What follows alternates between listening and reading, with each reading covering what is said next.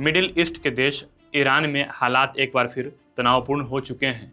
सड़कों पर प्रदर्शन है, बाजार बंद है, इंटरनेट बाधित है और सुरक्षा बलों की भारी तैनाती है। प्रदर्शन की शुरुआत महंगाई और आर्थिक संकट से हुई थी, लेकिन अब यह विरोध सिर्फ रोजमर्रा की परेशानियों तक सीमित नहीं है, बल्कि मौतों की खबरें सामने आ रही है। सैकड़ों लोग हिरासत में लिए गए हैं और अंतर्राष्ट्रीय राजनीति भी इस मुद्दे में कूद पड़ी है। अमेरिका के राष्ट्रपति डोनाल्ड ट्रंप की चेतावनी और ईरान की सख्त प्रतिक्रिया ने हालात को और सेंसिटिव बना दिया है। वहीं भारत भी इस पूरे घटनाक्रम पर नजर बनाए हुआ है, खासकर ईरान में रह रहे भारतीय नागरिकों और छात्रों को लेकर। तो सवाल यह है कि ईरान में आखिर हो क्या रहा है, नुकसान कितना हुआ है, दुनिया क्या कह रही है और भारत का रुख क्या है। चलिए एक एक करके समझते हैं। ईरान में मौजूदा विरोध प्रदर्शन दिसंबर 2025 के आखिरी हफ्ते में शुरू हुआ था।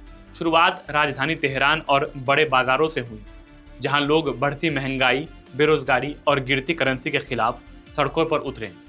ईरानी रियाल की कीमत में भारी गिरावट आई, जिससे जरूरी सामान आम लोगों की पहुंच से बाहर होता चला गया। यही आर्थिक दबाव बढ़ा।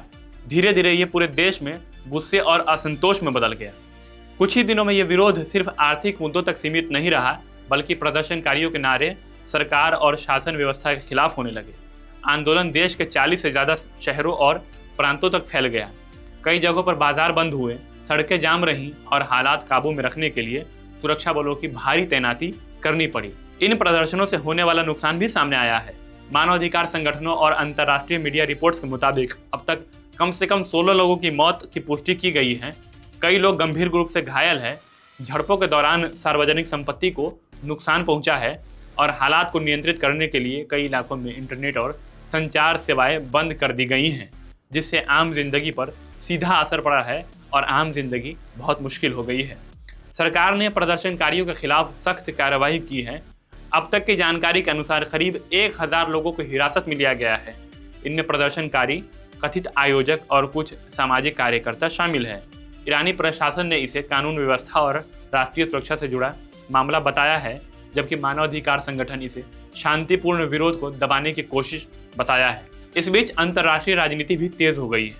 अमेरिका के राष्ट्रपति डोनाल्ड ट्रंप ने ईरान को चेतावनी दी है कि अगर शांतिपूर्ण प्रदर्शनकारियों पर हिंसा होती है तो अमेरिका इंटरवीन यानी हस्तक्षेप करने को तैयार है। ट्रंप ने लॉक्ड एंड लोडेड जैसे शब्दों का इस्तेमाल किया है, जिसे सीधे तौर पर कड़ी चेतावनी मानी गई है, कड़ी चेतावनी समझा गया है। ट्रंप के बयान पर ईरान ने सख्त प्रतिक्रिया दी है।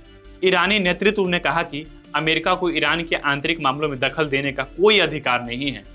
ईरान ने साफ किया कि किसी भी विदेशी हस्तक्षेप को राष्ट्रीय सुरक्षा के खिलाफ कदम माना जाएगा और उसका कड़ा जवाब दिया जाएगा। साथ ही यह भी कहा कि ऐसे बयानों से पूरे क्षेत्र में अस्थिरता बढ़ सकती है। यानी ईरान में अमेरिका के बयान से या डोनाल्ड ट्रंप के बयान से अनस्टेबिलिटी आ सकती है। भारत ने इस पूरे घटनाक्रम पर संतुलित रुख अपनाया है, जो कि हमेशा से भारत का रुख रहता है, न्यूट्रल रुख अपनाया है। भारत सरकार ने कहा कि वो ईरान की स्थिति पर करीबी नज़र बनाए हुए हैं। भारत की सबसे बड़ी चिंता वहां रह रहे अपने नागरिकों को लेकर के है। रिपोर्ट्स के मुताबिक ईरान में करीब 3000 भारतीय मेडिकल छात्र मौजूद हैं। सरकार ने अभी तक कोई औपचारिक ट्रैवल एडवाइजरी जारी नहीं की है, लेकिन जरूरत पड़ने पर सुरक्षित निकासी की तैयारी की जा सकती है। कुल मिलाकर ईरान में शुरू हुआ ये विरोध प्रदर्शन सिर्फ महंगाई या आर्थिक संकट का मामला नहीं रह गया है।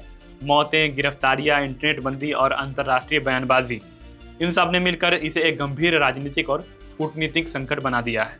आने वाले दिनों में ये देखना अहम होगा कि हालात शांत होते हैं या संकट और गहराता है। बाकी इस पर आपकी क्या राय है, कमेंट सेक्शन में बताइएगा। मेरा नाम नैयर आजम है और आप द हिंदी टॉप देख रहे थे। ऐसे ही और खबरों के लिए हमारे चैनल को सब्सक्राइब करिए, हमारे फेसबुक पेज को फॉलो करिए, इंस्टाग्राम पेज को फॉलो करिए। शुक्रिया।